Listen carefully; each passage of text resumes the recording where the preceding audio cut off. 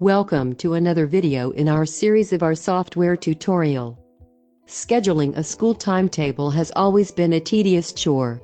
This is why most of the solutions that are available claim to have developed a special algorithm that lets you obtain a perfect schedule in a matter of minutes. But in reality, the result of such algorithms are partial and contains many potential problems which need so much time and effort that it would have been simpler to schedule the timetable manually.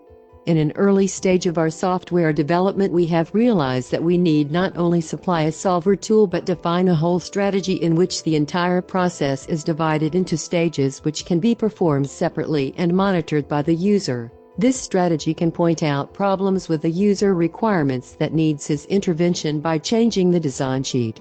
As we progress in the process of scheduling the timetable, the degree of freedom in scheduling the remaining activities is being diminished and can even result in a dead end.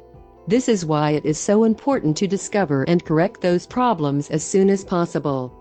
Each scheduling operation is therefore followed automatically by a routine that alerts if this situation has occurred. But before we demonstrate this process, let's schedule the activities that are restricted. We shall schedule the staff meetings first. Usually all the staff meetings are being scheduled weekly on a special day. The reason for that is to allow external advisors to attend all of those meetings in a consecutive manner.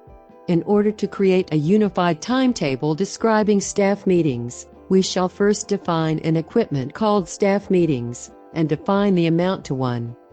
We shall limit the availability in the timetable for that special day. This way we can ensure that not more than one meeting will be held simultaneously and that they all be scheduled within that special day. We shall now enroll this equipment to all the staff meetings we have previously defined and choose it as our current resource in the navigation combo box. In the activity panel we shall see the list of all the staff meetings. Now let's suppose that we wish to schedule all of those meetings during Thursday. We can manually schedule an activity using one of the following methods. We can select the cell in the timetable main view and press the Add command. A list of available activities is shown as we can select one of those activities by double-clicking the left mouse button. Another way is to select the activity from the list and drag it over the timetable. As a result of this operation, the lines for each day change their colors according to the following situations. Green indicates that the activity can be scheduled on this lesson. Red will appear if any resource that is enrolled to this activity has already been engaged to another activity and therefore is not available in the current lesson. The orange color indicates that some of the enrolled resources are not available, and finally blue color indicates the situation when scheduling the activity in a certain lesson violates any pedagogical rule concerning, for example, the maximum number of lessons per day. Now we shall create a new schedule by releasing the left mouse button. Pay attention so that the desired day column title and the lesson row title are highlighted. As we can see, unless we have chosen a lesson marked by a red zone, the schedule has been successfully created.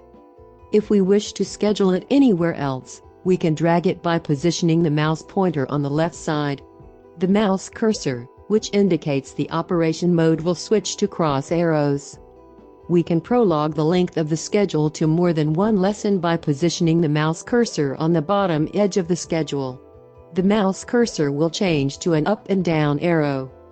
If we wish to delete the schedule, we shall select by pressing the left mouse button inside it and use the delete command from the main ribbon bar. As you might have noticed, while dragging an existing lesson, blinking icons appear inside other existing schedules. These icons indicate that you can swap the current schedule with them by dragging the selected schedule on top of one of those schedules and then releasing the left mouse button. As you have probably noticed, those operations we have just demonstrated are performed and visualized in the most intuitive way, which does not require you to memorize complicated short key combinations. We can mark a schedule as fixed by selecting the appropriate command from the right mouse menu. Those schedules are distinguished by black frame that indicates that they cannot be moved or deleted. This is a good opportunity to demonstrate how we can select several scheduled activities by using the filter command and then apply the command on all the selected schedules.